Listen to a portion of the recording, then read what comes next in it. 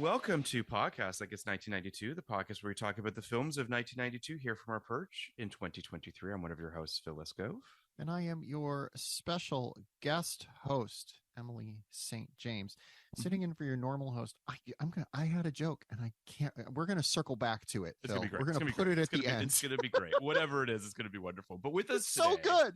is our writer directors, Harry Elfont and Deborah Kaplan. Thank you so much for coming on to talk with us today about Wayne's World, a pretty seismic comedy from 1992 that made a pretty staggering amount of money back in the day.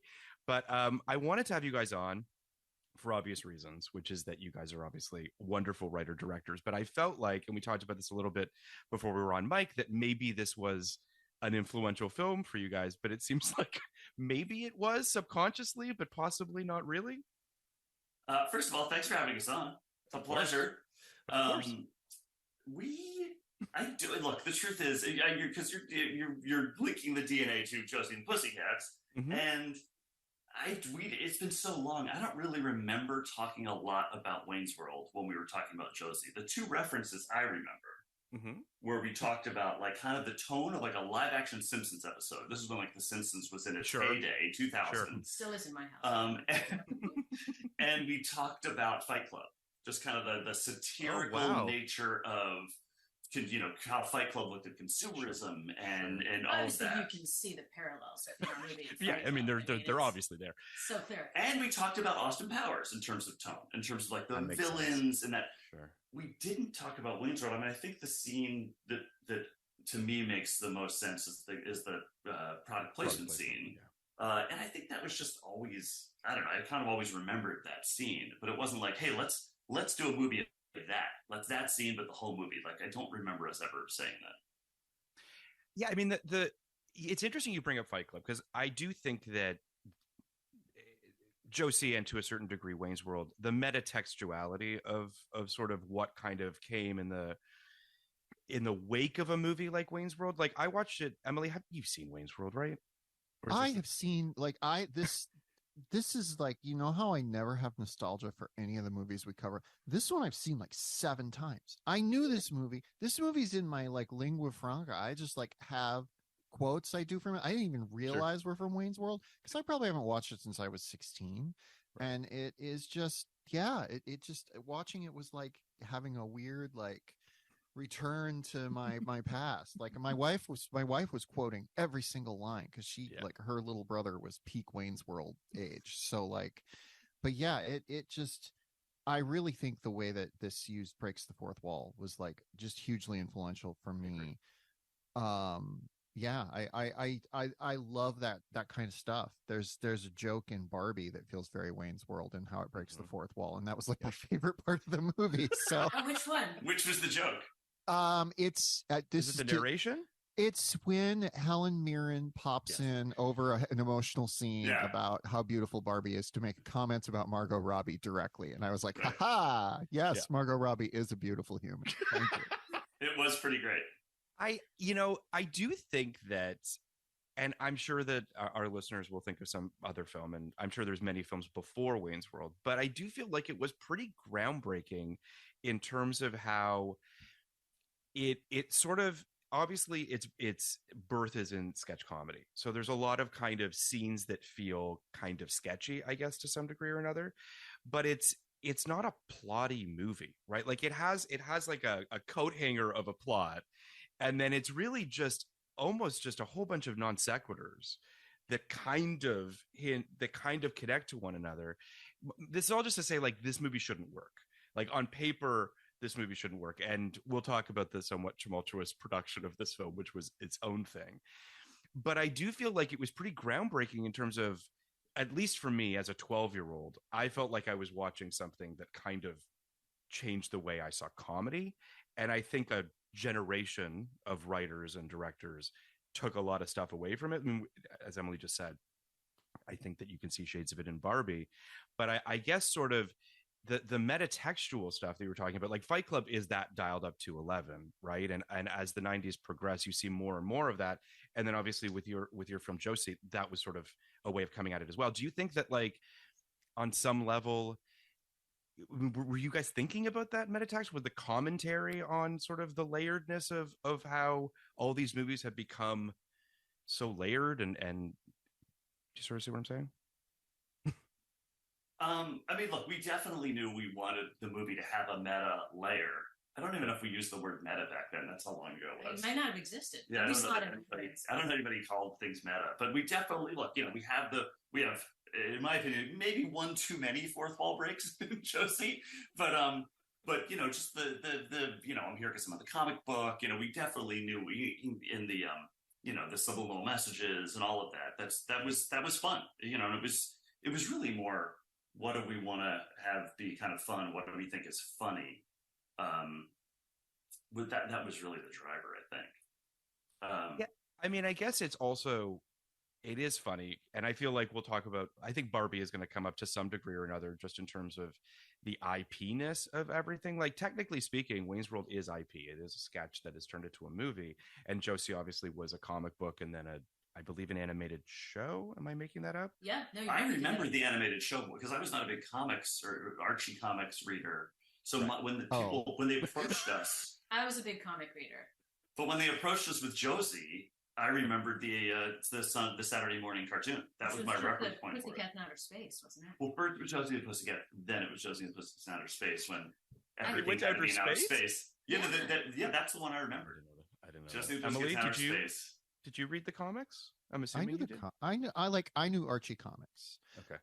Josie, I was is less familiar with. It was like a tangent, but I knew like who they were. Sure.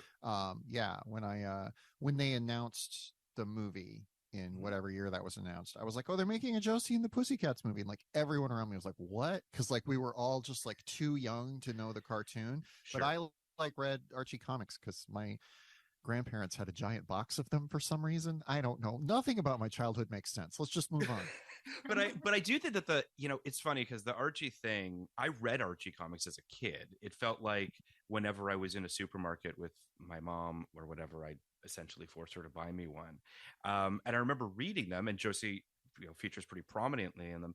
It's kind of amazing how long it took for us to get to like Riverdale, for instance. Like, it's kind of amazing that it took as long as it did, considering how huge those comics were. But so you guys rewatched Wayne's World for this podcast, which I am very thankful you took the time to do. How did it speak to you guys in 2023 versus when you saw it in, I guess, 1992? I want to say there was like a large degree of cynicism watching it back because we really were looking actively at the structure. And, the first thing we said was like, okay, so what does he want in this movie? Like, I mean, initially it just seems like all he wants is this guitar. And they fulfill that want kind of less than halfway into the movie. And it's sort of anticlimactic. He just comes in and says, I'm going to buy it today. Yep. And then I guess he wants the girl. Sure. But then we also could not figure out what Rob Lowe was trying to do for the longest time. We're like, what is his objective? It does not make any sense. Whereas I think, I'm just going to say how old I am. Like, you were 12. I was 22 when that movie came out. Sure. I think that didn't even occur to me. Like how, but we did. When was that when we had that meeting with Mike Myers? We met with Mike Myers. It was a long time ago. I think it may have been pre-Austin Powers. That's how long ago it was. No. I think so. No. All right. Austin Powers is 98, right? No, 97. Oh, I think it may have been. I think it may have been before that. Really? I don't think we had done Can't Hardly Wait before that Mike Myers meeting. He wanted to remake The Court Jester. Oh, I thought it was Walter Mitty. We did not meet on Walter Mitty. Maybe you did. Harry's the keeper of the vault. It was a Danny Kaye movie. Yeah. We know it was a Danny Kaye movie. Yeah. I don't remember it being The Court Jester, but maybe it was. I feel like it was Walter Mitty because that's been in development for a while. But anyway. Yes, so you met with him about this, and this is prior to Can't Hardly Wait that you meet with him on this. I believe Harry. But she says no, it's impossible. Let's just say it was sometime 20 plus years ago. Okay. And what was your takeaway? He explained the real estate of comedy to us. He's a very serious guy. There were not a lot of laughs in the meeting. And it was, I don't remember if he had a board. No, he did not have a board. The way I remember it, there was like a whiteboard. with a map on it. But okay, I think you're thinking of him in Inglourious Basterds. For purposes of the story, there was a white. So sure, perfect. Love it. But I will say though, having now had 20 plus years of experience, he wasn't wrong, because his theory of the real estate of comedy was the first half of the movie you can just do joke. You can do as many jokes as you want, but the second half, the story has to take over. Because if you start doing just like bits to just like do a sidetrack and you're just a bit for a bit's sake, the audience is going to get impatient. It's like, let's get back to the story. And we talked about it because the opening of the movie is just, it's just all bits. I mean, the truth is, most of the movie is all bits. Yeah, he didn't quite follow the role. Like, if you really look at it carefully, like, there are a lot of bits in the back half of the film, too. But when you, a couple minutes into the movie, are doing that Bohemian Rhapsody scene, which is, I think, one of the things people remember most about the movie. It has no purpose except to get you to the guitar store so he can say, it will be mine. But at the same time, it's the thing everybody enjoys the most. I forgot how early that came. In my memory, it's the first scene. Essentially, it's the first scene. I'm not sure the credits are done by that point. No, they're not. No, and my memory was that happened midway through. There's story, and then midway through there was the big Bohemian Rhapsody scene that everybody loved. And I'm like, oh, it's the beginning of the movie. So interesting. I don't know if that is actually so interesting. No, it absolutely is. I think it's, I have not watched this film in a while. I own it. It's just, I had an urge to watch it, and then I knew we were going to cover it, so I kind of waited. And first of all, I couldn't believe how much I know from this movie. Like, it was just, it's hardwired in my brain. But also being critical of it and like actually watching it like the four of us did in terms of, what it's trying to do. It's amazing how little it's trying to do, like how effortless it is in terms of just kind of just doing a bunch of stuff. There's jokes in it that, the Great Poupon joke does not work anymore because no one knows what the fuck it's even that is hilarious. The whole Laverne and Shirley sequence. Yeah, there's jokes in it where you're just like, okay, I imagine that my mom probably saw this film with me and loved the Laverne and Shirley joke. Like, that's a joke literally for the parents. I bet the Laverne and Shirley joke, because I'm a little older than Deb, and so I think the Laverne and Shirley joke killed because it came out of nowhere, and it was still, every single person in the audience, that theater, that was just in there. I still get nostalgic hearing the song, so it just, that I'm sure it killed. I remember seeing the sketch, the first time seeing the sketch. I was in college, I think, when that started, and I remember being with some friends, and it was the last sketch on. It was like the 10-1 sketch. They buried it, and we all were like, okay, what is this? Because this is hilarious. Because it seemed so different than anything else that was on the show. And then I think the story is like, and then the next time it was on, it was the first sketch after the monologue, because it was so popular, and then it took off. But it is kind of interesting how.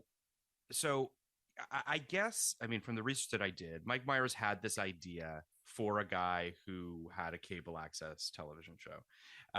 And he did not want Dana Carvey in the sketch with him. No, he had done it before. From what I read, he had actually done the character. Like the Second City. Before he got to SNL. But then he did the math of like, well, if you want to get a sketch on, put the biggest star on the show in it. So he created Garth, and then that was not, and resented it every day after. And you can see in the movie that, it's so weird too, because we looked up there. Dana Carvey's a decent amount older than Mike Myers, and it's almost like Dana Carvey's born in 1955, so he's kind of the tail end of the baby boomers. Sure. Mike Myers is like early 60s, so he's kind of like about Gen X. It's like they really are kind of different generations. You feel that in the comedy. They're siloed off a lot too, which you don't notice as you're watching the film, and they are a great duo, right? Like, I would argue they're one of the great duos in terms of your Bill and Ted's, your whoever's of that kind of oeuvre. And I do think that Dana's stuff feels a lot more kind of improvisational and a lot kind of, it has a crackle to it, whereas I think that the Mike Myers stuff feels very kind of written and specific and knows what he wants to be doing. They're kind of doing different things, and yet they complement each other. It's when you read about the stuff of whenever Dana would do something that improvise something that worked, Mike would be pissed and would want to cut from the movie. Like, it's kind of insane, but I think it also felt like they were they were struggling to come up with, okay, what's Garth's story going to be?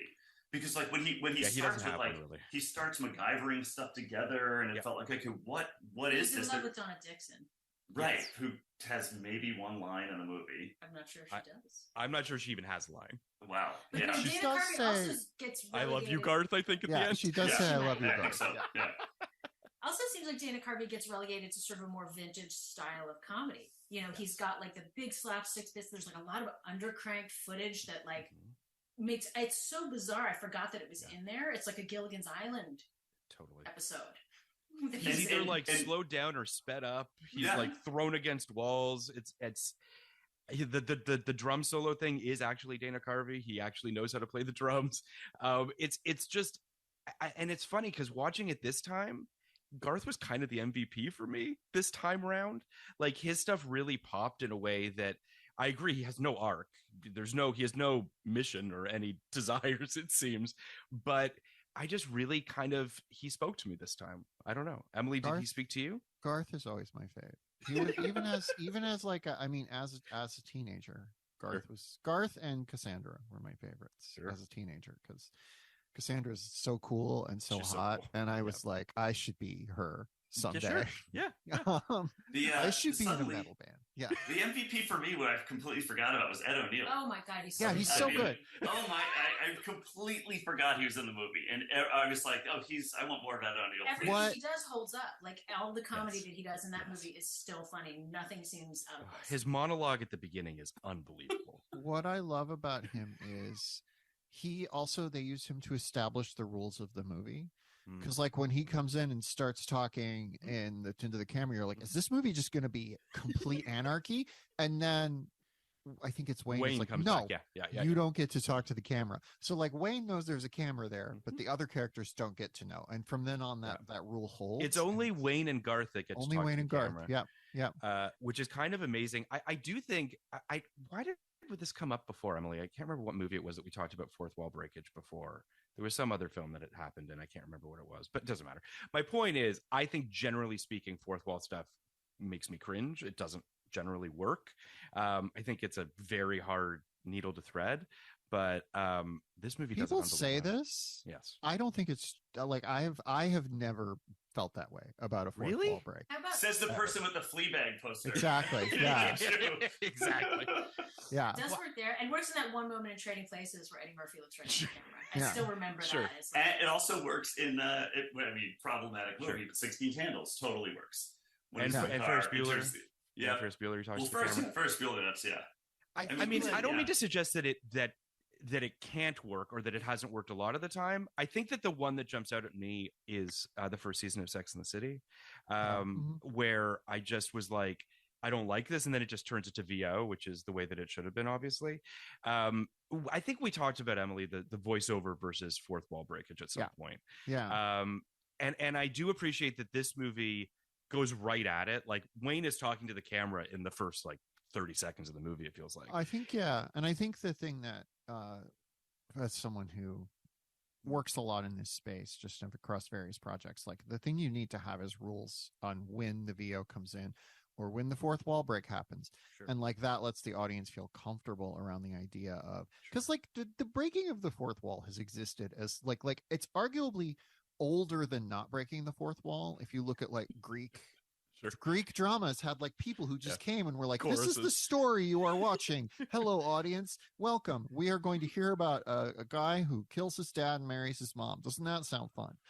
And, like comics, as we talked about, have a lot of that. Like this is just very much in the DNA. And I think when I watch Wayne's World, I know how much Mike Myers loves movies from the 40s. This movie has a lot in common with the Marx Brothers in a lot of ways, like the fact that it's just bits, especially, and that like what story there is kind of comes in toward the end, but not really. And that there's this totally superfluous love story. It's all so Marx Brothers, but the Marx Brothers loved playing around with the idea of the audience is watching us and how can we play around with that. Ebert refers to this in his review, but I do think there is sort of a Zucker and Abrams kind of component to this as well, because we are in the post Top Secret, airplane era, which is in the 80s, and obviously we're in the early 90s with Wayne's World. I think that it's very much a pastiche of a bunch of things that are all bouncing against each other, which is why I sort of understand why Paramount seemed a little unsure as to what to do with this movie. I mean, there was a teaser trailer, which I remember seeing in the theater that I rewatched, where they're inside the Addams Family. Do you remember this by any chance? Oh. So the Addams Family had just come out, I believe, in 90, or maybe 91. And so Paramount, in this sort of cross-pollination of it all, did a teaser where Wayne and Garth are in the cemetery of the Addams Family. And they're like doing the whole snapping their fingers and doing the whatever. And then they're like, oh, and we're making a movie and it's coming out next. Like it totally cross purposes. Like I don't understand how these. This is crazy because Addams Family comes out early November 1991. Okay. Wayne's World comes out Valentine's Day 92. So like, that is such a this bizarre. Is how we're launching our campaign for this movie. It's so strange that someone at Paramount was like, well, these two things speak to each other, right? Like they don't in any real way. But it was sort of fascinating to me to watch this moment of marketing where they're just like, how do we market this movie? Like, what is Paramount? I will say Paramount at the time was marketing like so many more movies than they do now. It's like, all right, what are we going to do with this? Fine, we'll do Addams Family. Who knows? I mean, it was just, and they probably had super low expectations. They did not expect the monster hit. No, I mean, I'll just to give a little bit of context in terms of a synopsis. This is a big screen spin-off of the Saturday Night Live sketch. Rob Lowe plays a producer who wants to take this public access show, Wayne's World, to the world. I'm just going to say, speaking of Barbie, yes, Rob Lowe's job is executive. Yes, yeah, and evil executive. Yeah, exactly. Just unsure of what his motives are. But I still don't know. I think it's to appease Brian Doyle Murray, right? But he has such a but it was his idea. Literally, it's his idea to like, okay, I'm gonna sell this guy on selling ads on a show that I have to then sell them on the and there's also zero pressure on him to do it. Like, why? I don't know who his boss is. No, he just has an idea and he wants to see it through because it's pretty amazing. Funny. It's pretty amazing. He's just this kind of like, we're introduced to him in the first scene of this movie is him and Ione Skye, who I completely forgot was in this movie. And they're watching TV in bed, having gone to Sharky's for pizza. Because she works as a waitress at Sharky's, which is insane. Like everything about this, like this is how the movie starts. And then she essentially introduces him to this late night cable show, which is Wayne's World. And he has this light bulb idea to fold these two things together. But like, that's it, right? And he's successful in doing that. Yeah. And by the way, like at the end, none of this changes anything, right? Like, does he lose at the end? The only thing he seems to really lose is Cassandra. He loses because he doesn't get to corrupt the show. Wayne doesn't sell out. It's clear like they're not going to do the big studio version of Wayne's World. So in that way, yes, he loses. What he loses, I don't know. I mean, I don't want to sound like a studio executive. You're like, why? What are his motivations? And we can be more clear. Sure. But I was actually asking these questions when we were watching the movie. It does make you sort of, again, as we've been doing this podcast, we've been doing now for 6 months or so. We've covered probably 40 movies from 1992, and it was a different time, as we can all attest. I think audiences were a lot less cynical. They were probably expecting less from movies. They weren't as sort of putting things under microscopes like we are now, which is why I think Barbie is such a miracle of a movie in its own right, because it feels like a thing that we don't do anymore, which is just like have fun and just like go to the movies, and there can be really interesting ideas in there. And this movie, which comes out, as Emily mentioned, on Valentine's Day 1992, it opens up against Medicine Man, Fried Green Tomatoes, The Hand That Rocks the Cradle, Final Analysis. These are the movies that are out in February of 1992. Like every weekend there were like 3 new movies to choose from. Yeah. Somebody tweeted a list recently. Sorry, somebody tweeted a list like that's their top movies of like 1995, and then listed all of the other movies. And I realized, oh my god, I saw all of these in the theater, and it was like hundreds. It felt like hundreds. I mean, that's what you did. I would go multiple times a week. We did with my previous co-host Kenny and I did 1999 for 5.5 years. We did that podcast, covered every movie that came out in 1999. Wow. And it's in the vicinity of like 320 movies, give or take. I mean, it's around there. That's how many movies came out then. And the spectrum of it is just crazy.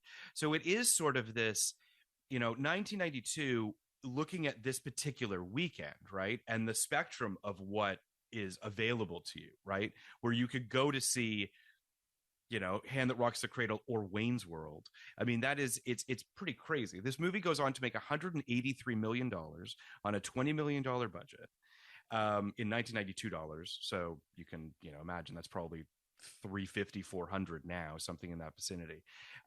It's an enormous hit. It's the biggest SNL movie that's ever been, really.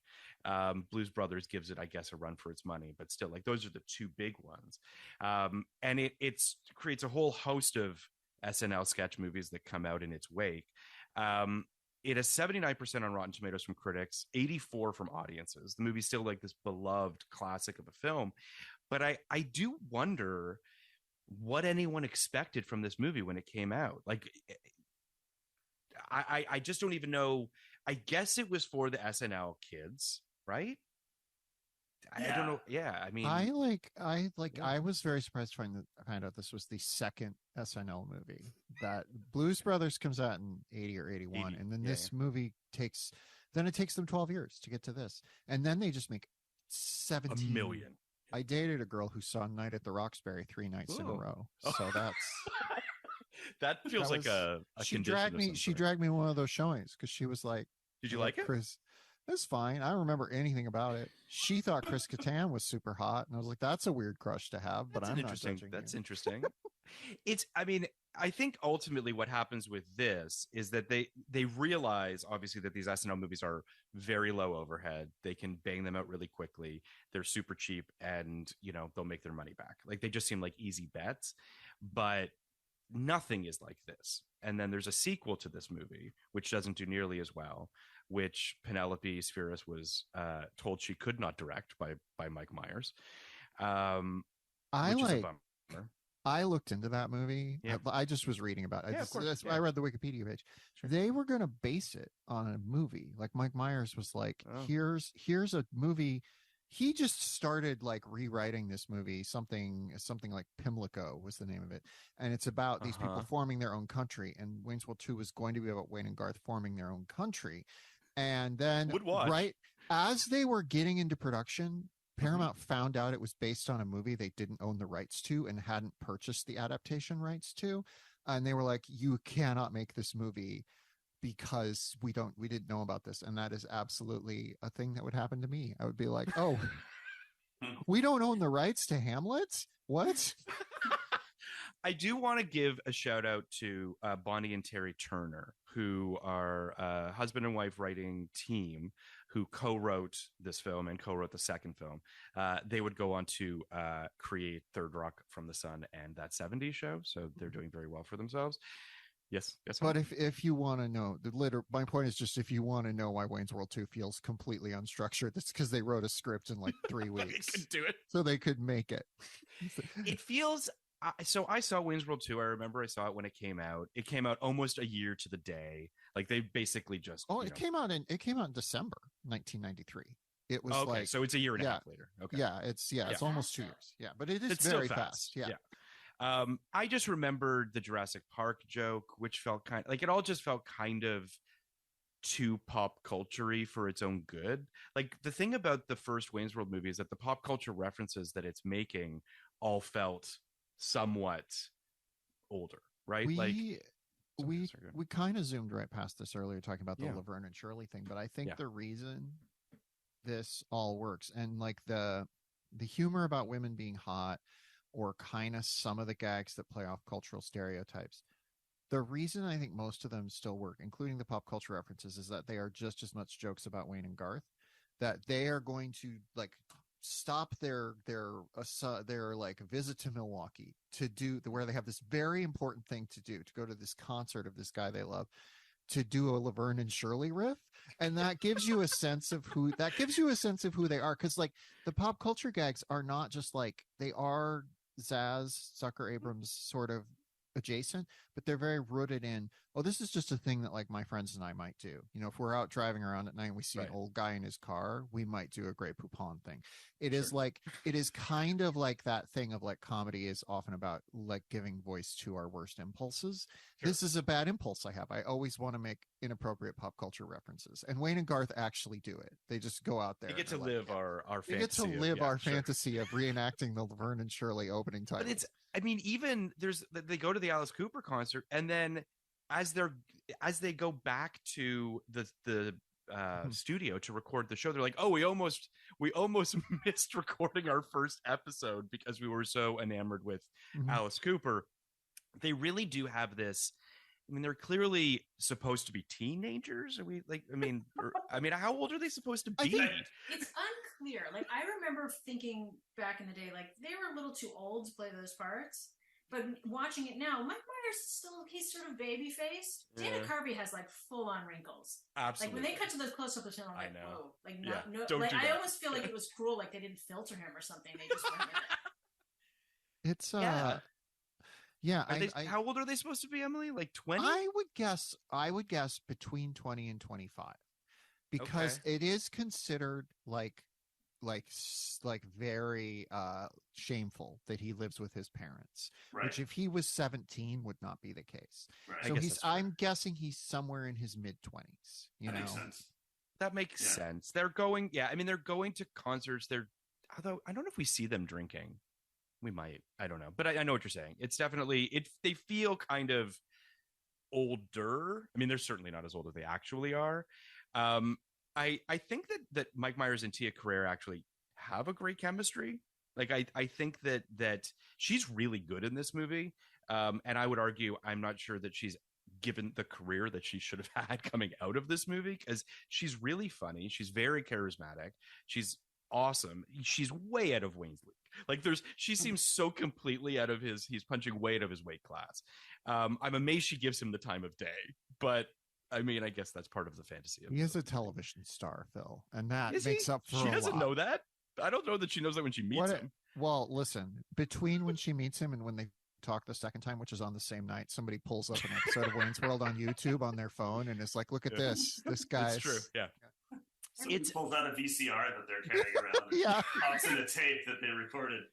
I will, but going back to the Turners, we have one Bonnie and Terry Turner story, which is we had a meeting somewhat early in our career with a director who was talking to us about various things, and at a certain point he mentioned that he had called us for the meeting. It was like very important that this man wanted to meet with us, and we were really sort of like, we can't believe he knows who we are. And then he mentioned that the reason he wanted to meet with us is because James L. Brooks told him that we were terrific, and we were like, holy shit, James L. Brooks knows who we are? This is insane. And then it becomes more and more clear that we are not the people he thinks we are, because he thinks we are Bonnie and Terry Turner.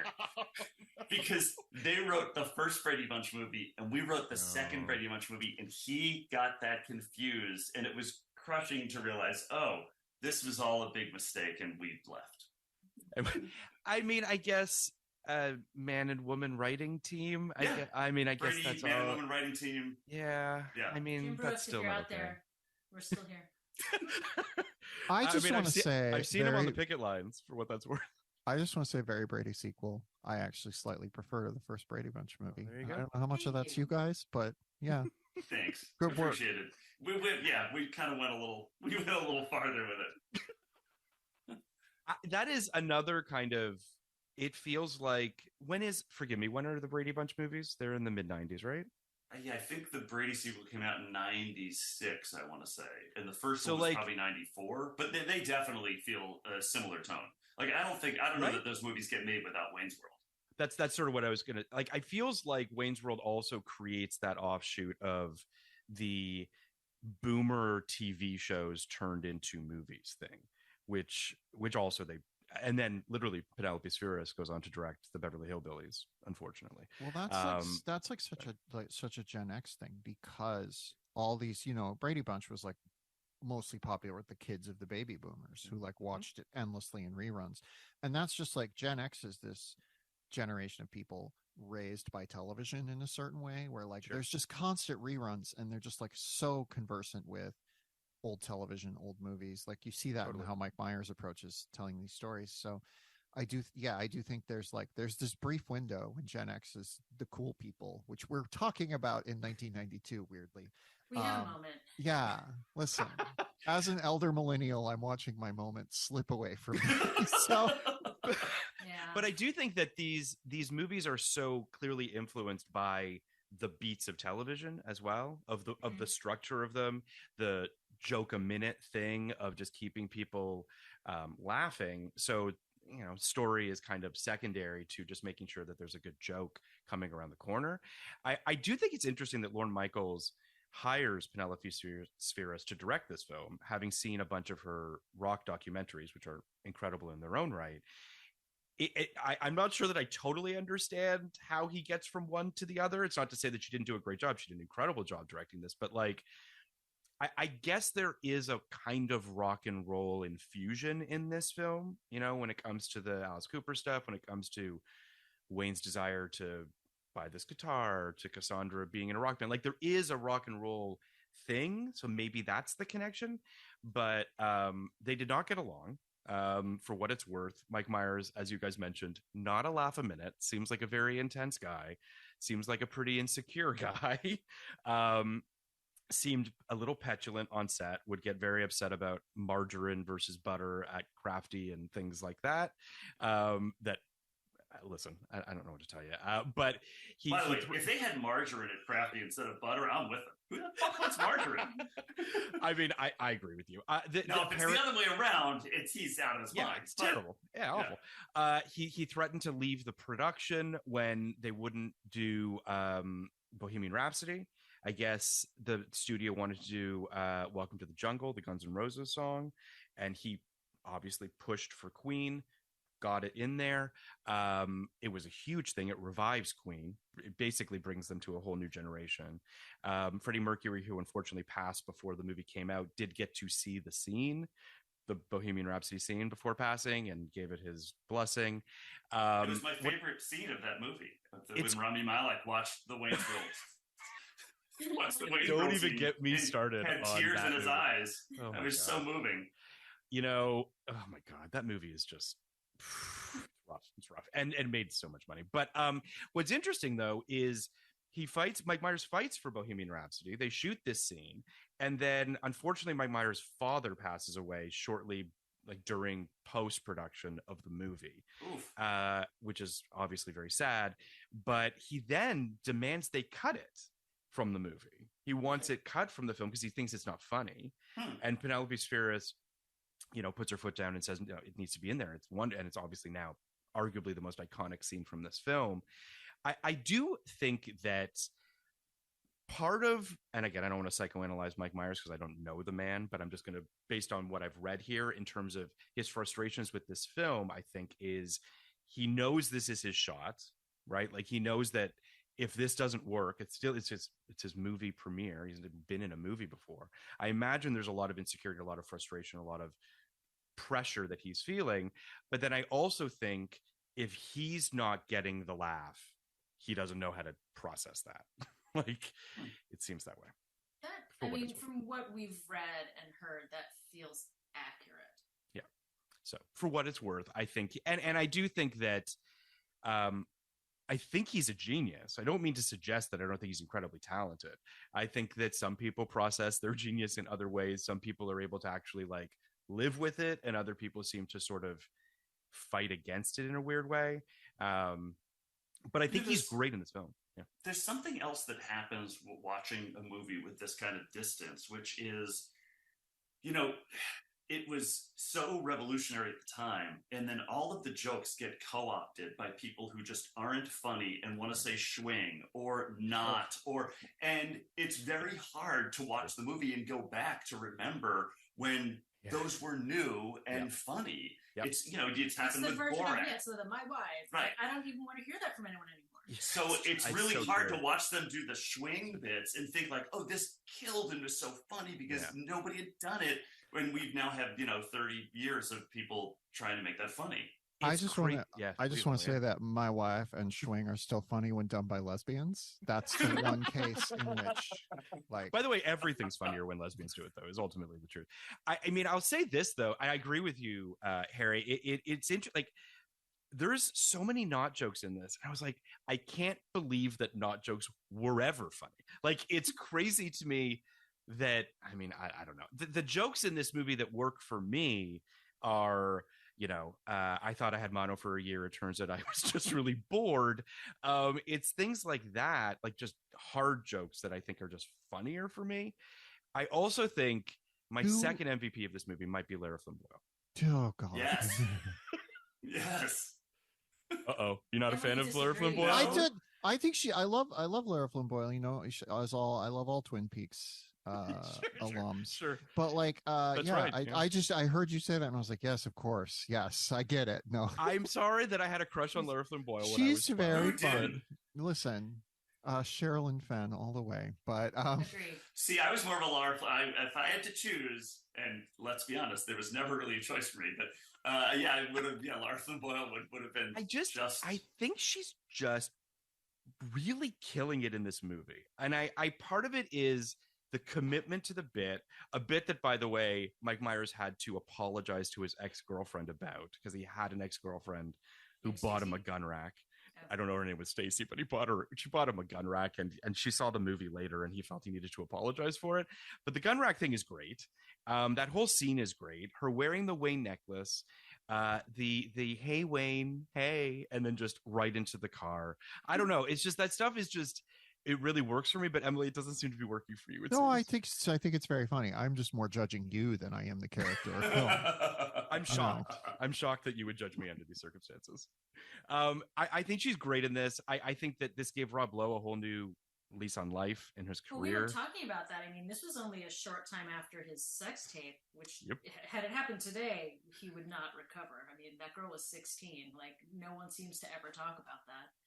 And it happened at a political convention. So. Yeah, it had at the DNC. It's everything about it. Extra creepy. And apparently what I had heard was like they could get him cheap. You look at what he was doing in that window on IMDb and like it was not much. No. Masquerade. I think he had done Masquerade. Which was like very like kind of Skinamax-y sort of softcore. Totally. Movie. I think also this movie showed he could be funny, which was something that he didn't have in his. And it wasn't even that he could be funny. It was that he could take his on-screen persona, still play it, and turn it 5 degrees to make it funny, which has just been the entire second half of his career, basically. Absolutely. As soon as he lands Parks and Rec, that's just like all. It's hard not to see a lot of Parks and Rec in this performance too. Like that he's sort of like, oh, I get it. Like I can laugh at myself. Yeah. But first he went into West Wing, where like he became a dramatic actor again. Sure. No, totally. And the other casting. What are you saying?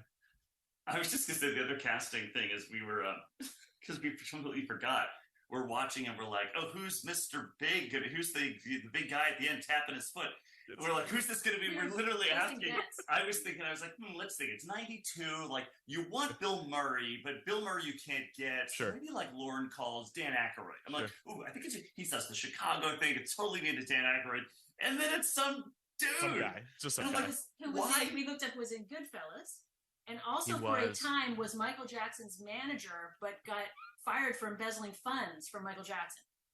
That's what happened to that guy. But why? The Goodfellas thing, isn't he the guy who? I think he's the guy who shoots Joe Pesci in Goodfellas. Maybe. I mean, he's not the guy that calls and tells him it's done. As Harry said, like, why build it up with like we're just going to see his feet? Because wait till this guy steps out of the fucking limo, and then it's who? It's no one. Yeah, I don't get it because he's got a cigar, so he must be the guy in the limo. It's pretty great. The Scooby-Doo ending, I was like, oh, now we're going to see the real guy.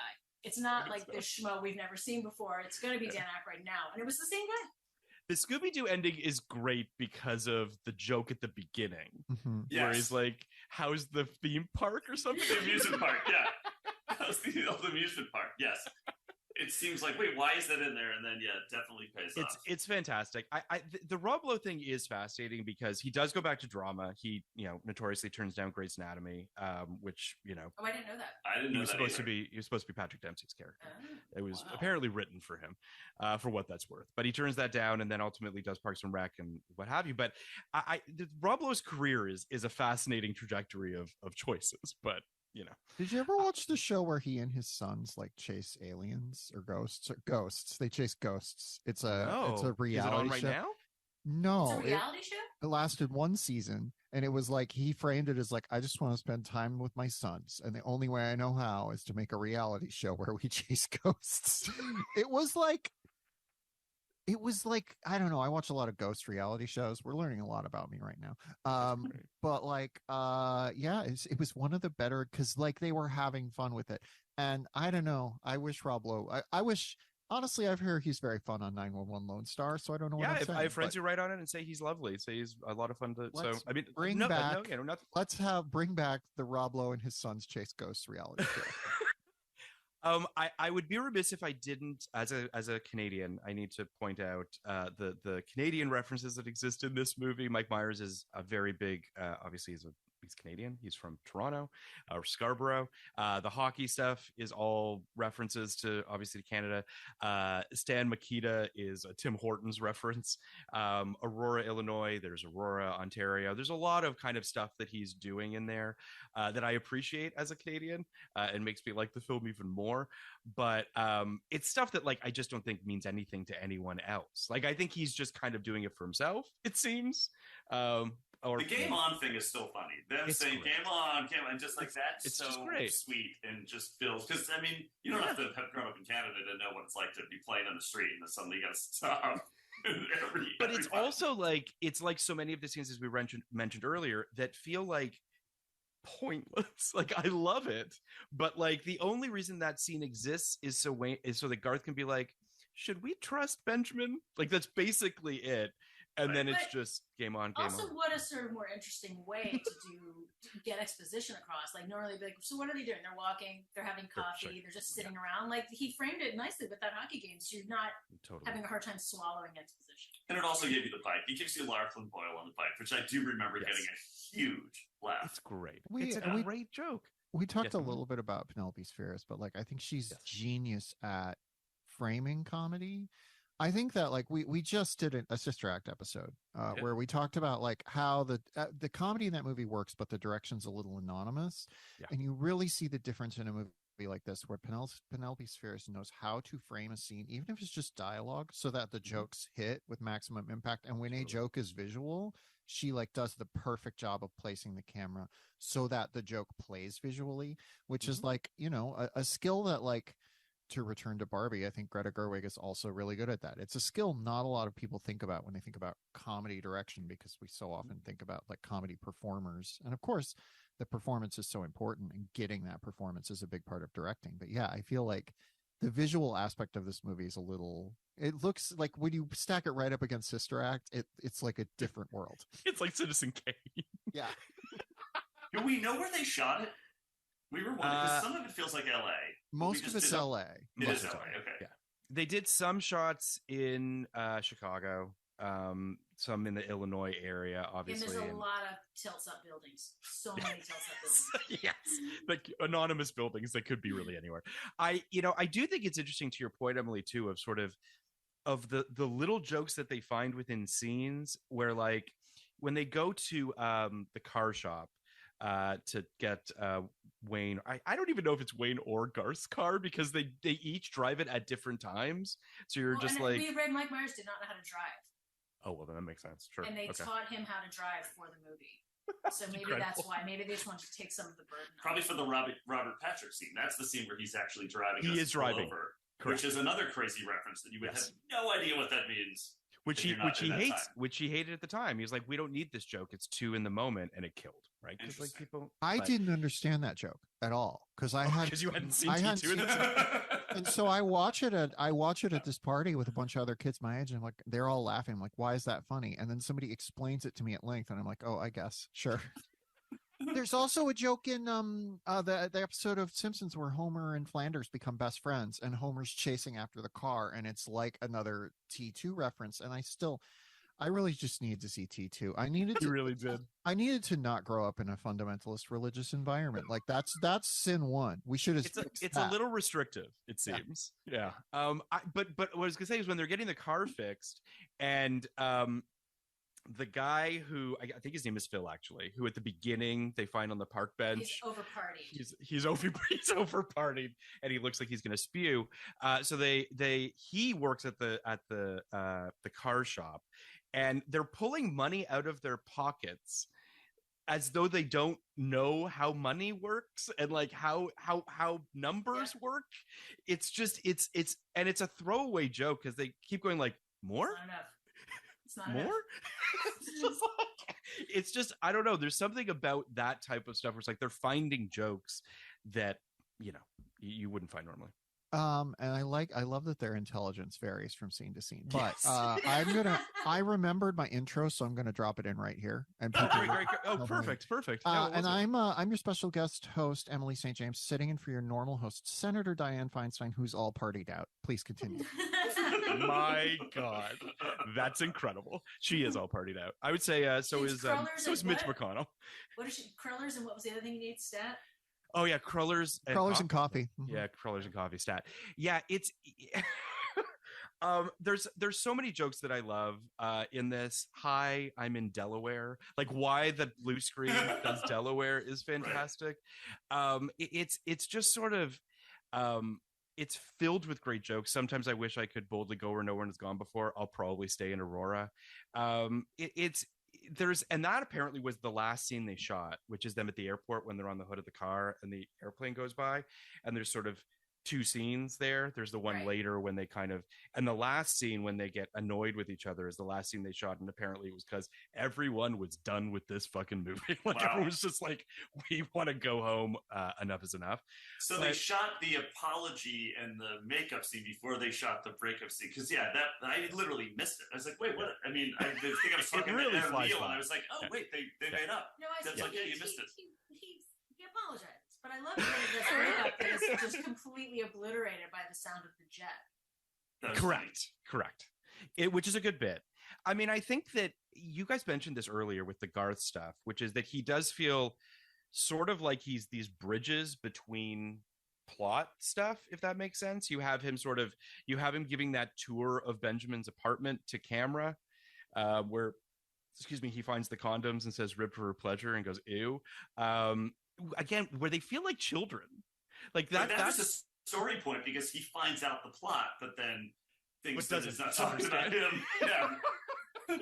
But it's just like that that he's grossed out by condoms is something like 12-year-old would be. So there is this kind of weird infantile thing going on. He does see, yes, exactly. There's definitely man-child, some might say maybe spectrum-y kind of Garth, There definitely is, yeah. So but he's also like, there's these moments where he's really heroic too, right? Where when he talks down Benjamin's right-hand man with the flashlight.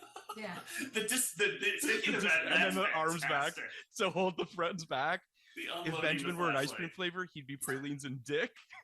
I mean, like, there is something about Garth and his kind of, I don't even know, like his utility in this movie that I just was really blown away by. But I think that's sort of the hallmark of a great sketch player too. Totally. Absolutely. There is obviously sort of this, I guess the story ultimately kicks into high gear in kind of the third act of this movie where Benjamin's looking to steal Cassandra. Maybe, I'm not even sure he's all that into her, but it seems like he's doing it because the story's telling him to. Yeah, it's very unclear why he's even interested in, so specifically interested in her at that moment. Correct. It's like, is he doing it because he doesn't like Wayne? It's very strange. I think a lot of great American comedies that don't really seem to have stories are just actually about the absurdity of capitalism. And I think this movie is that. This movie's like, Wayne wants to buy a guitar. To buy the guitar, he has to like have a job. So he has to like sell out his TV show. and like it's going to be sold to some old man who just keeps making money even though he doesn't understand what the American public wants, but he's going to continue making money because he's already rich. Garth is like outside of this rubric. He doesn't care about money. He doesn't care about capitalism. And that's why he's kind of like the moral center of the movie in a weird way.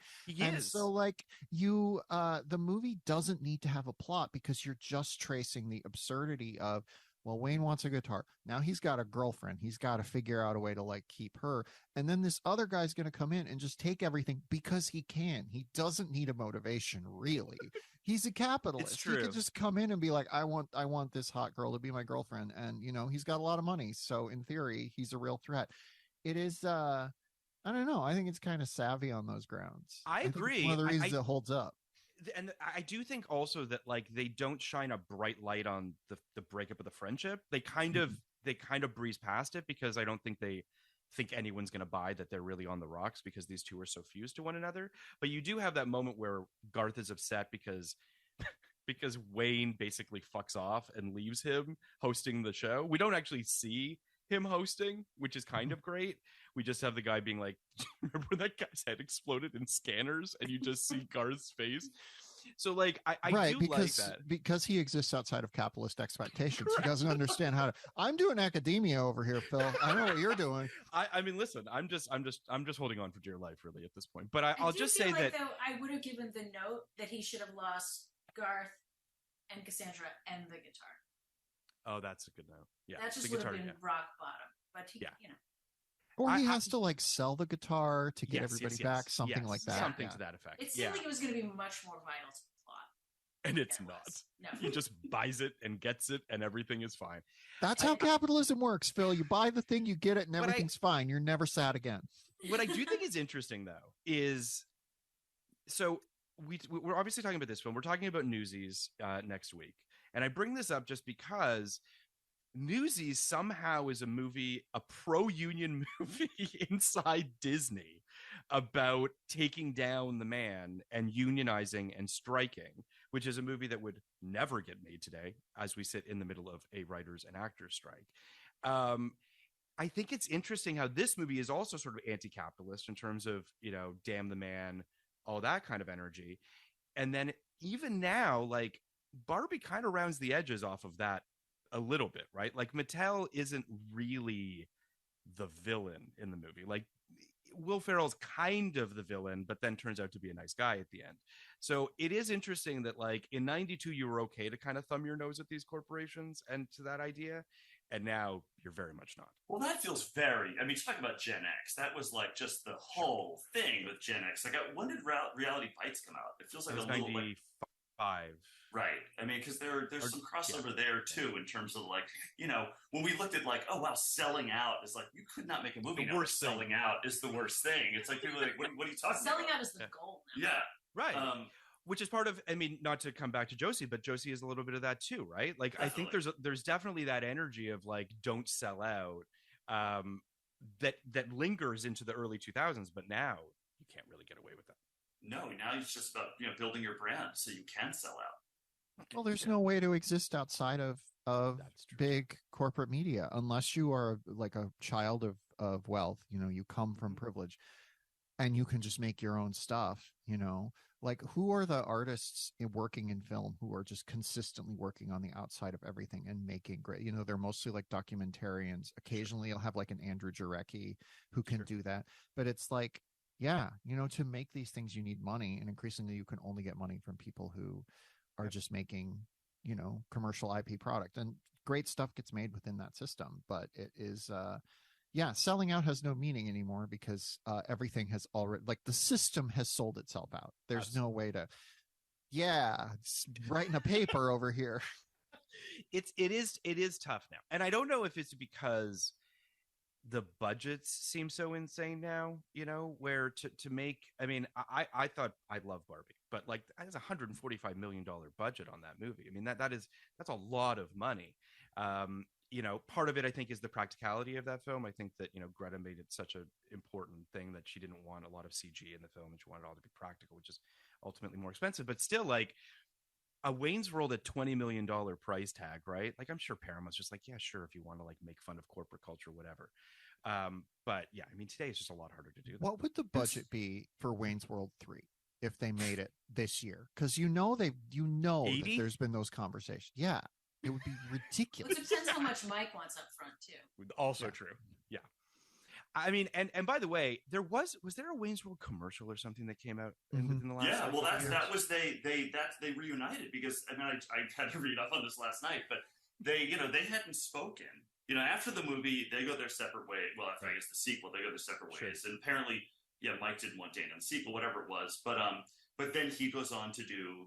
He goes on to do Austin Powers, and Dr. Evil is based on the Dana Carvey's Lorne Michaels, and Dana Carvey's really upset about it, and they go their separate ways and talk until they did a Super Bowl commercial like 2 years ago as Wayne and Garth, and he said that really kind of they mended fences, and now they're good friends again. They put it behind them.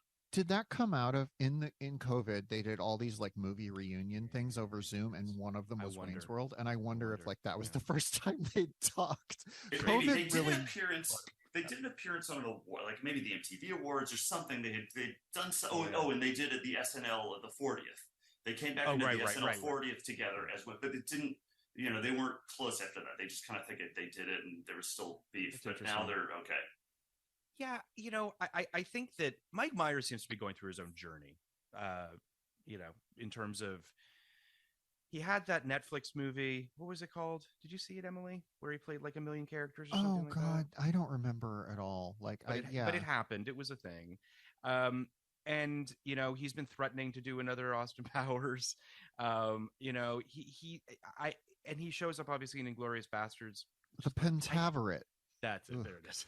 Oh, yeah. I loved him in Inglourious Bastards. I want to see him do more stuff like that. Just come in and do a character bit in somebody else's movie. B, I don't want to see another Austin Powers. I want to see another Wayne's World. Not just because of my rough micro generation, but because of there is something within Wayne's World about being too old for doing what you're doing, and that's inherent to the joke. That is funnier when they're both approaching extremely old age, as opposed to Austin Powers, where it's just he's still horny. You're like, okay, sure. I think part of it, the thing too that I always forget, is the Shrek of it all too. Oh, right. I forgot that too. So he does that voice, which I assume makes him a bazillion dollars. And obviously Cat in the Hat is a nightmare movie that is just, crazy that it exists. Love Guru, a disaster, obviously. But wait, wasn't Cat in the Hat also because there was the whole Sprockets thing where they were supposed to make the Sprockets movie, and the director of that then got to do Cat in the Hat it was Bo Welsh who directed, amazing production designer, married to Catherine O'Hara, so Cat in the Hat is just a truly nightmare fuel movie. It's one of those things where you're just I don't understand how any of this happened, which is kind of you have to toe a line with the Seuss stuff. I'm not a big Ron Howard, Jim Carrey, Grinch movie. I don't think they should exist in human form. I can't Live action believe Seuss stuff is very disturbing. It's just you start getting into Uncanny Valley territory. Yes, it's people shouldn't look like that. That's exactly. It's scary. I can't believe that the Ron Howard Grinch has stance, and I haven't ever revisited it. I found it too disturbing, but I've been reading my child Green Eggs and Ham now. Sure. They're at the age where they can appreciate that, and I guess 9 months is when you really are able to. But I just read that, and the illustrations are so evocative and so sparse, and I'm just putting Seuss in any context other than animation, even the computer animated Grinch, it was a little too detailed. You need that scratchy quality to it. Totally anyway, I'm going to make a live action Green Eggs and Ham once this strike is over. I'm announcing it right now. You're finally going to get that off the ground. Yeah.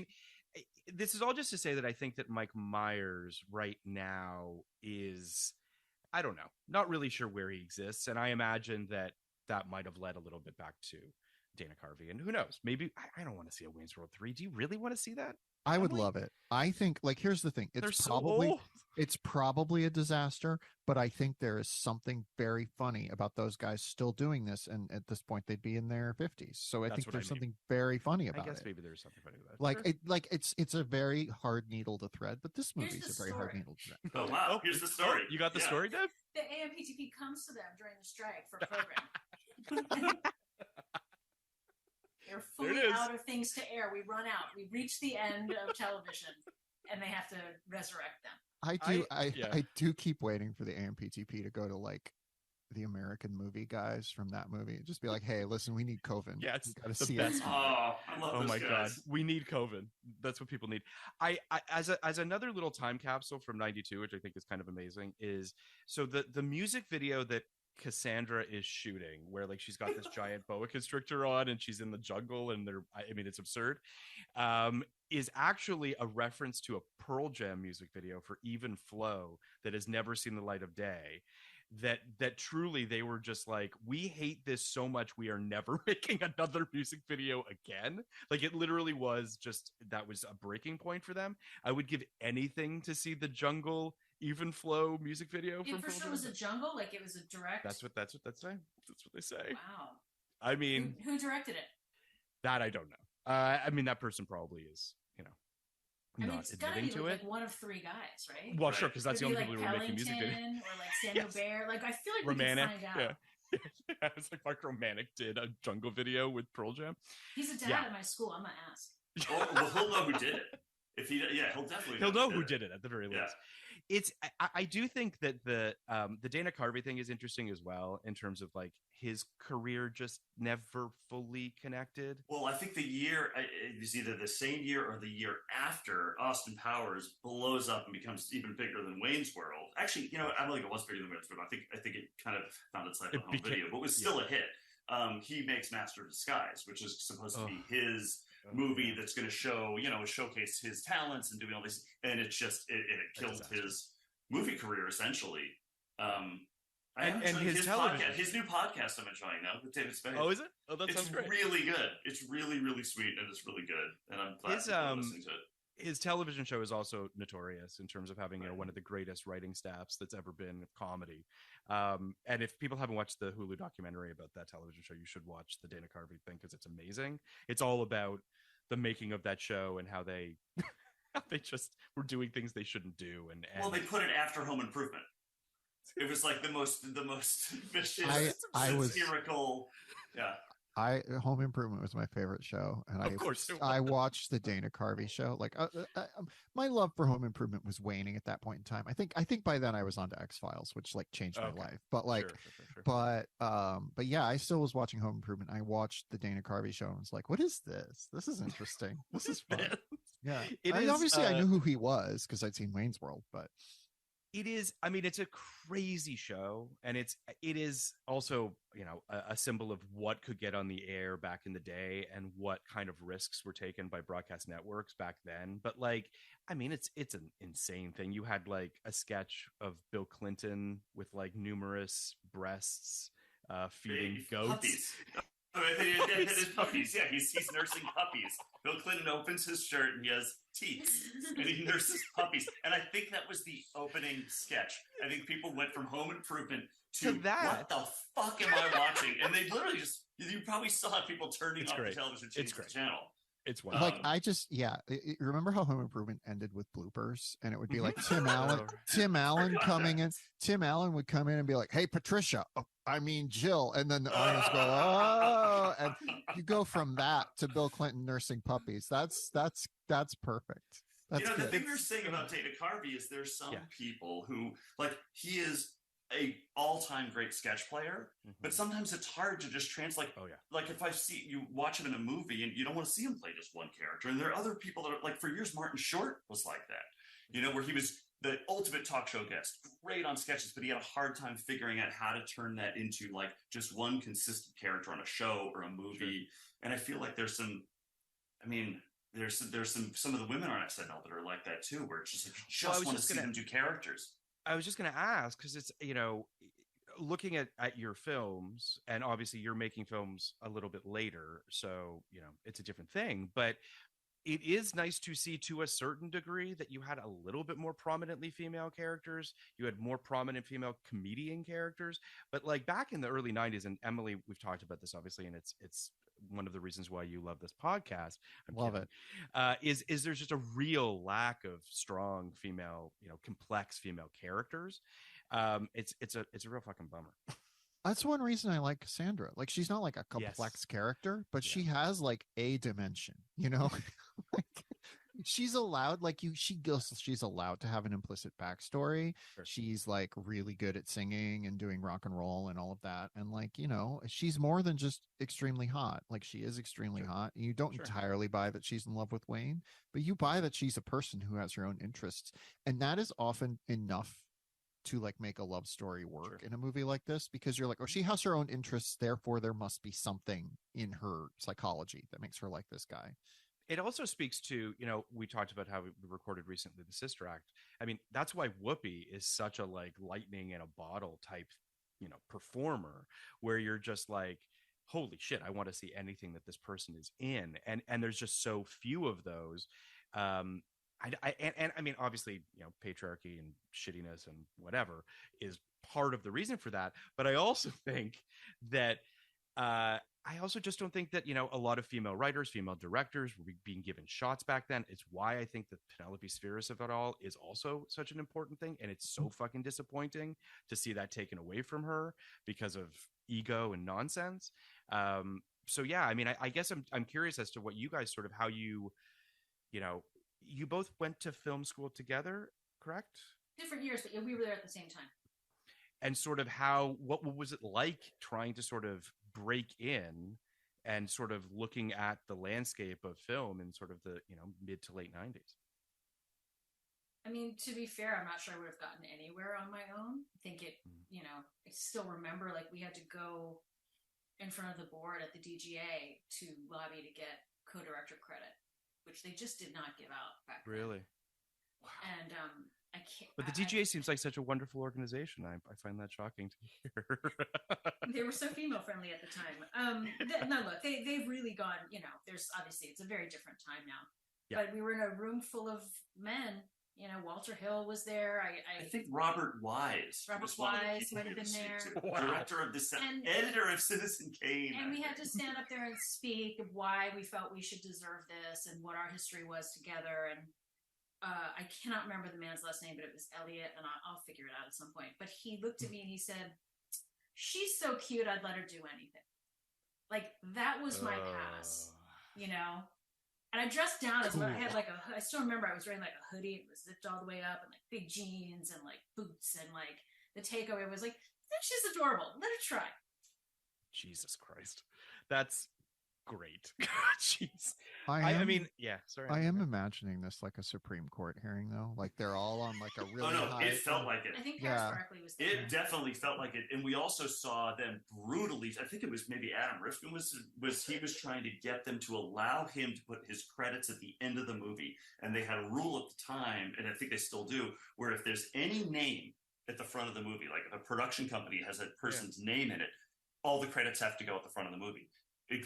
The director credit has to stay up there, and they said no. They were like, no, you can't do it. You have to, because he had this oneer. He wanted to preserve this oneer without credits in front of it. They were like, no, the credits have to be in the front.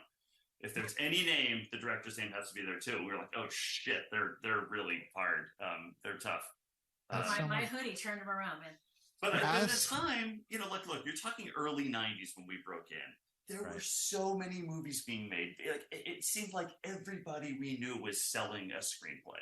It was like the development money that they were buying scripts, they were buying spec scripts and developing movies. They developed like 10 movies for every one that they'd make, and they were making hundreds. So it was just it was so much. I'm not going to say it's like really easy, but it was so much easier than it is now to break in and sell something on the movie side, especially. Right. Because they needed scripts, they needed content. So they didn't call it content back then. Back then it was movies. Was Can't Hardly Wait hard to get on its feet? Or are you saying no, it was we got so lucky. Aside from that incident, the DGA knows. Because what happened was we had done well as writers. We were working on a bunch of different scripts and different movies that actually got made, and we kind of felt like, all right, it's time for us to direct something. We were a little frustrated. We'd gotten rewritten a couple of times and said, let's control the process. Let's write something. So we wrote a script that we knew we could kind of, if we had to, we could shoot over a weekend at a house. And then Scream came out right when we finished the script. And suddenly every studio wanted a teen movie. And we had one. and it was so cheap. I mean, it was under $10 million, really contained, and it was like, yeah, it was a no-brainer. They had Betty Thomas come on to produce, so she kind of backstopped us as first-time directors, which made it even easier to say, like, we want to direct it. And yeah, and it felt like everybody we knew was like, oh, I'm directing a movie too. I've got a movie getting made. It really felt like that, and then that all came to a screeching halt. Yeah, it's pretty fascinating how I remember seeing Can't Hardly Wait on a Date. I remember I think it was a pretty big like high school date movie, if I'm not mistaken. And watching it again the other day, I was like, man, the needle drops, just every single one of them took me like right back to 1998. Like it's pretty incredible to watch. The cast is incredible. There's so many 6 Feet Under cast members in that movie. It's unbelievable. I don't know why that is. And I don't know that Alan Paul was a huge Can't Hardly Wait fan, or if it's the casting director. I don't know. Really like watching 6 Feet Under. It's like, oh wow, that's somebody else from our movie. It's like how Christopher Nolan keeps using 10 Things I Hate About You people. And you're like, is he just like going through the list? Is he going to get to Larissa Oleynik? Because I'm here for Julia Stiles any day now, right? Yeah, I mean, it's got to happen. Like it's got to happen. It's crazy, yeah. I had big Jennifer Love Hewitt and Can't Hardly Wait energy in high school, and my wife had big Lauren Ambrose. That tracks. So I think there needs to be a Lego sequel where they're a couple. Like, let's just make that happen. I will say, though, better than any of the sequel ideas we've been pitched to this time, I can tell you.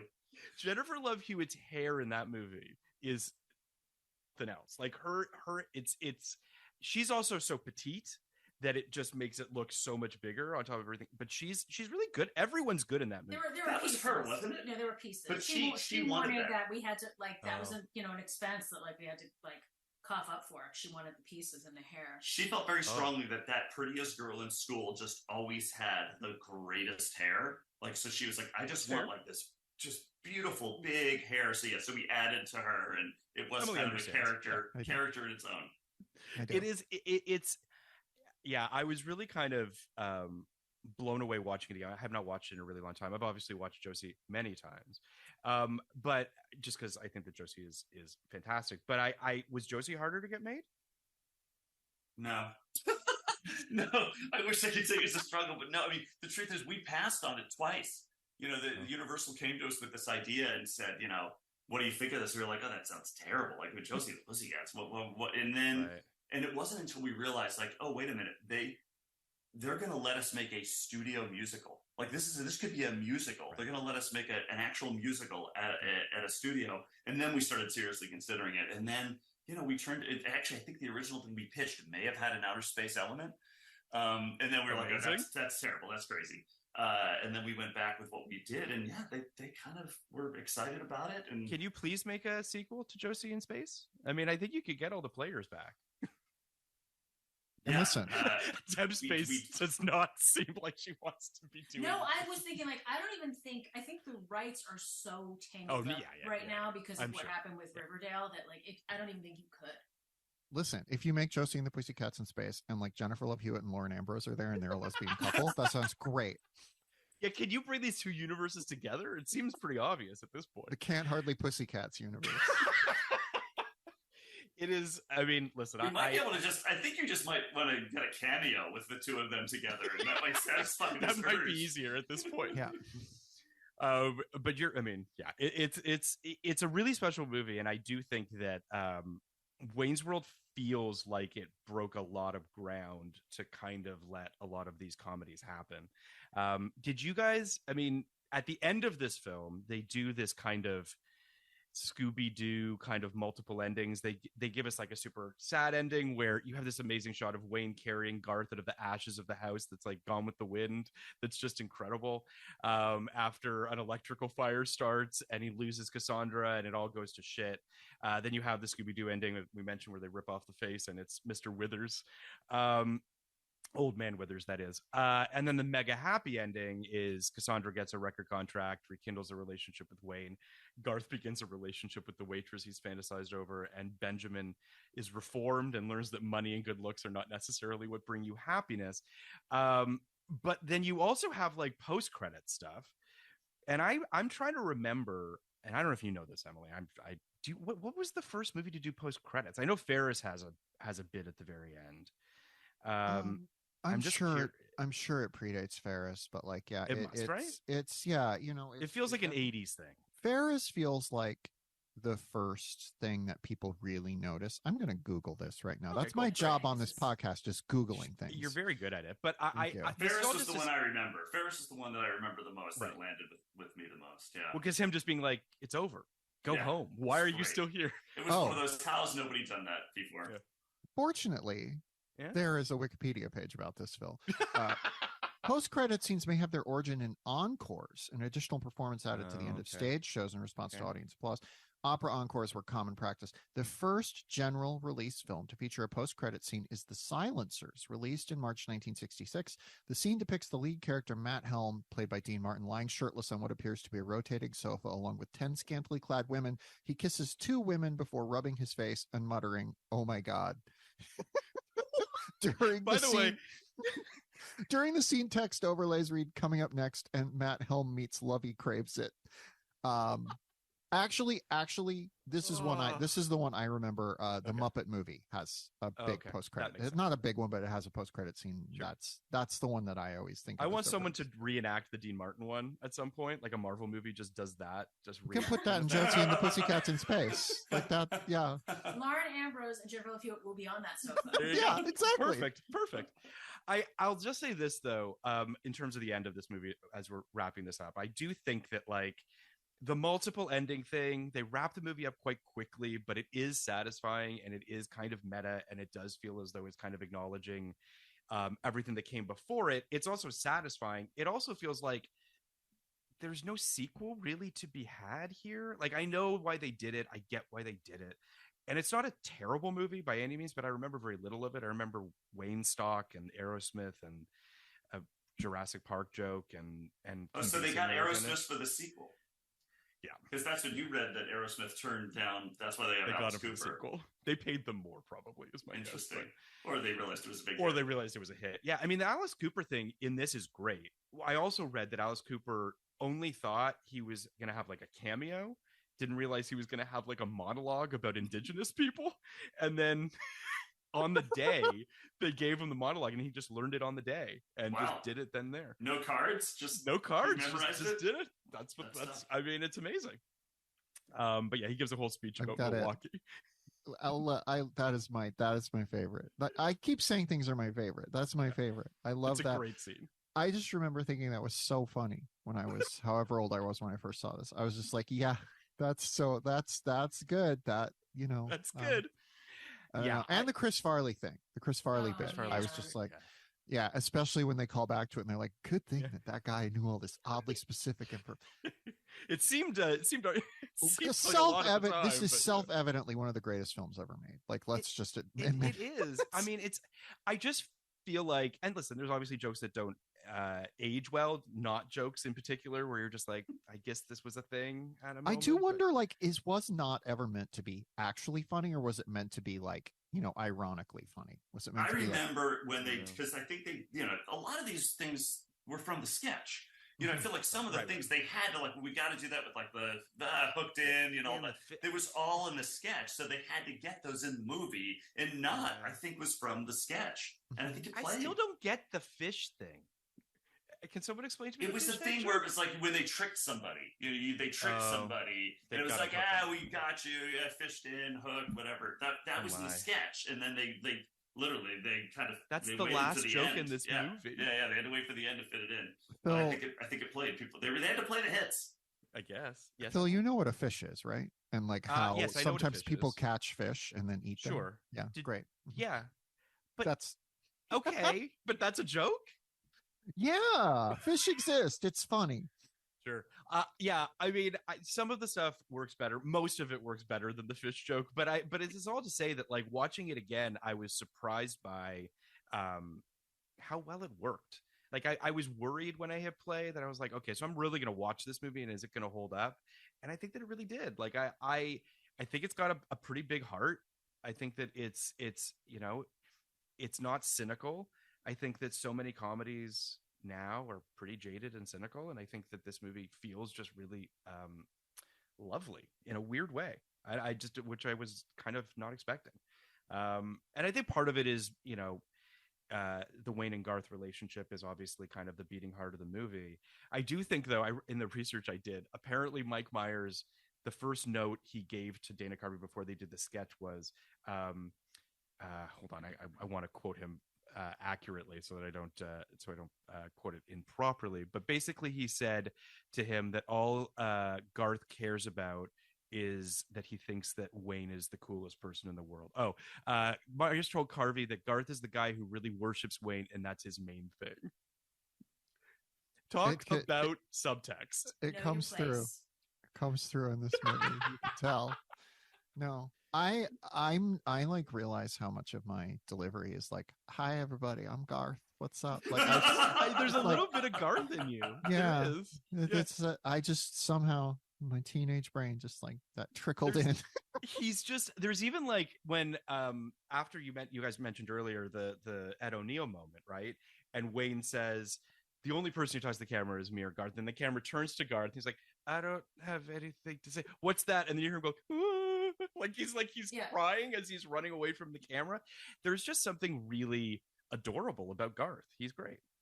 Well, also, he speaks to all the part of us who's, I'm also here. Right. And also, like, that could feel like a sidekick, right? Like that could feel very kind of like I'm an appendage to Wayne. But I think it's a testament to Dana Carvey that they do feel like they're on even footing. Like I never feel as though Garth is, it's more like the Abbott to his Costello, if that makes sense. Like they do feel like they are a pair, which I think. And that scene on the car does, to me, that was kind of the most effective scene. The laugh that they do, the laugh that Mike Myers does and that they share seems so, it's so weird that was the last scene that they hate each other. It's so genuine. Like in a movie where it's like they're breaking the fourth wall and it's bit after bit, it felt Is so. that the Bugs Bunny line? Yeah. The But do you know why that is though? Why? Is Dana told a joke. It was B-roll. He told a joke that got Mike Myers laughing. Yeah. So the laugh was so pure that they then inserted the Bugs Bunny joke, which so well. It works really well because, it does. I don't know. The whole Bugs Bunny when he dresses up like a girl thing. Well, is that a different character? Because I know that there was like a girl.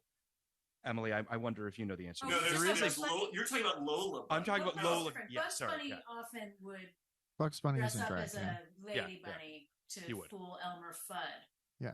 Okay. You had Looney Tunes in Canada, right, Phil? Yes, Emily. I just don't know it as well as maybe I should. I'm sorry. It's confusing because they call them Money Loonies. So because then in Space Jam there's Lola, right? Like there's an actual female. Yeah, but she's new for Space Jam. Like she was invented for that. I just wasn't sure if that was. And Bugs, Bugs would dress in drag. That's the thing about Bugs is he's a gender fluid icon.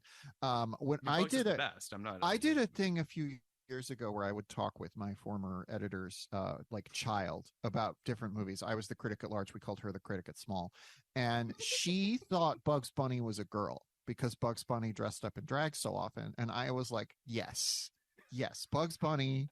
Now she, her. We gotta respect that. I don't say this with. I guess do you feel as though Bugs gives off a gender? No, I think the reason that it works is because Bugs is just like he exists outside of gender. He's whatever he wants to be. Yeah, we use him pronouns for him because of course, but like he just like. Yeah, unlike a lot of cartoon characters, he seems to exist outside of all societal expectations, which is what's so fun about him. And he's a stinker. He has no pants on. I see. There's no genitalia. Mickey has pants. That's clearly true. Covering up Mickey's. Junk. Mickey get sued by Disney by implying that Mickey has I don't think that Iger listens to this podcast. I think we're okay. But if he does, I got some words for him. Yeah, I was gonna say, Iger, if you're listening, back to the fucking negotiation table, please. But listen, I think this movie held up incredibly well. At the end of our podcast, we do a rating. So I'm curious, 0 to 99. Before we do that, can I read the list of the 9 episode titles of The Low Files, the show where Rob Lowe and his sons chased ghosts? Absolutely. These are the 9. This was canceled. It aired in 2017. It was canceled. The 9 episode titles are Haunted Boys Reformatory, The Secret Underwater Base, Bigfoot, Alien Abduction, Fear. Those are pretty normal titles. Yeah. America's Secret Space Program, Mind Games, The Wood Apes. And it's all about the journey. The Lows reflect on their journey over the past 8 weeks. The season finale of The Low Files is just like a clip show. Wait, did you see all of them though, Emily? No, I think I watched the first. Like they came to TCA. And so I watched the first one to just like be able to ask questions. And I was like, this is kind of fun, but also I don't know why this exists. And like, it appears you can't watch it. Didn't he have a new show with his son? A Netflix show with one of his sons? That was a scripted show. That was scripted, right? Yeah. I guess I appreciate that he wants to keep working with his kids. No matter how good that show might have been, you got to earn a clip show. You can't have a clip show after 7 episodes. Listen, I think we should all watch The Low Files and do a podcast about The Low Files. I'm waiting for a. Can I just wait for the clip show? Can I just watch the highlights show? And then not have to. I mean, it's something. So basically, what we do at the end of this podcast is we rate the films from 0 to 99, 0 being the lowest, obviously 99 being the highest. We rate it from when we saw it originally and now what we think of it. So I'll go first. In 92, I mean, I adored this movie. I give it a 95. Like this movie just ripped for me as a kid. It still really holds up. I went down a little bit. I went to 92, but I think this movie, I mean, and that's basically just because there's some jokes that just didn't land for me this time around as I'm a little older. But I adore this film. Emily, where are you on the scale? I mean, when I first saw this, I only gave things 0 or 99 as a kid. Sure. I gave this a 99 easily. When I first saw it, I would probably, of the movies we've talked about on this show outside of Aladdin, I think this is the one I saw the most growing up. Now, you know, as I said, it's self-evidently one of the greatest films ever made. So I got to go like 87, you know. Where does it fall on the queerphobic scale? Oh, I haven't done that in a few episodes, have I? You didn't do that for Sister Act, so if you want to retroactively... remember, there's the whole anal cavity search gag. Yeah, that's the thing, is this movie is constantly doing jokes that should be more queerphobic than they are. Yeah. Like the I love you man joke. Right. Seems like it's going to be a joke about gay stuff, but then at the end, but it seems like wholehearted, doesn't it? Yeah, at the end, some guy's like, and I've learned that you can two men can express platonic, and I'm just like, they veered away from the thing that would have been. So I gotta give it like a 3. Like there is stuff, and you're always like on edge, but it never. You know, I mean, the anal cavity joke is another one where you're like, oh, that could be so much worse. It's literally just about, probably that would suck, you know? So I'm giving it a 3. And Sister Act, I'm also giving a 3 because some of the nuns should have been lesbians. It just should have happened. I mean, I think some of them were, quite frankly. I mean, but that's just what it is. Okay, so Harry, where does this fall for you? I think at the time, I mean, it's hard to remember. I remember really loving the sketch, and I think I really loved the movie. I'm gonna say like maybe a 92 in 92. Sure. Yep. Now, it was hard to, I was so distracted by the fact, again, it was all of the knots and it just didn't play as well now. It kind of has been spoiled by time. I'm gonna give it now 75, 74. Okay. It definitely dropped since then for me. What about you, Deb? I'm going to go complete opposite. I'm going to say when I saw it the first time, it smacked of like bro culture to me. It did not. I felt a little bit like this movie was not for me. Interesting. So I think then I would have said around 80, 85. Mm-hmm. But now speaking about it and really talking about like, you know, I mean, I think there's the contributions it made to comedy. Clearly, like we drew from it, even if we didn't know we were drawing from it. I'm going to take it back up to a 94. Love it. I can't thank you guys enough for doing this. Truly, I know that like it's such a thrill having watched recently and talked about Josie and the Pussycats for over 2 hours. It's such a thrill to be able to talk with you guys about this movie, and I just thank you so much for taking the time. Thank you. This was fun. Thanks for having us. Lovely. Thank you. Talk to you later. Bye, guys. Bye. Bye.